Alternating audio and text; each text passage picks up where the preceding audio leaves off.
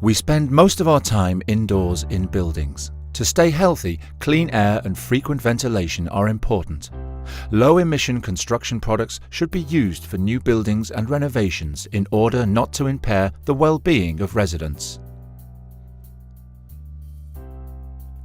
Evaporation or emissions from construction products can be released into the indoor air for several days and weeks after being applied. These are volatile organic compounds, so-called VOCs. The EMICODE quality label ensures that many construction products processed indoors comply with strict limits. For testing emissions, a test specimen is prepared from the construction product, similar to the work as it is carried out on the construction site.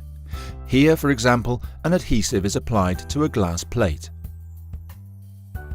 Parquet varnishes and other products are prepared for testing in a similar manner. For the test, rather unfavourable conditions are simulated, which means that emissions can be much higher in the test than in reality. The preparation of the test specimen has a huge effect on the test result. Therefore, the GEV determined exactly how thick the test piece has to be, and how its surface should be designed.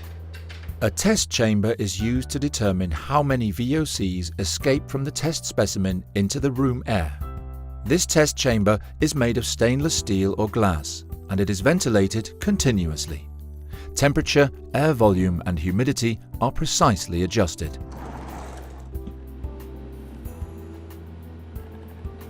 Air samples are then taken from the test chamber. This is done twice, first after the specimen has been stored in the test chamber for 3 days, and then again after 28 days. Special measuring tubes are used for air sampling from the test chamber, in which the components of the air are captured by a special filling made of the polymer Tenax-TA. The VOCs collected in the measuring tube are vaporized in the laboratory by rapid heating to more than 300 degrees. This gaseous mixture then is transferred to the analyzer immediately. The analysis system separates the VOC mixture into its individual constituents. Gas chromatography pushes the VOC mixture through a very long and extremely thin quartz glass tube, the so-called separation column. Due to their chemical properties, such as molecule size, the different VOCs stick to a layer on the inside for different lengths of time. Therefore, each VOC exits the column at a different time and is detected individually by a mass spectrometric detector. The analysis also shows how much of the substances found were present in the air. The intensity of the measurement signal on the screen corresponds to the quantity of the measured substance. The measurement of formaldehyde and some similar substances in the air requires a different measuring technique, the so-called DNPH analysis with liquid chromatography, also called HPLC.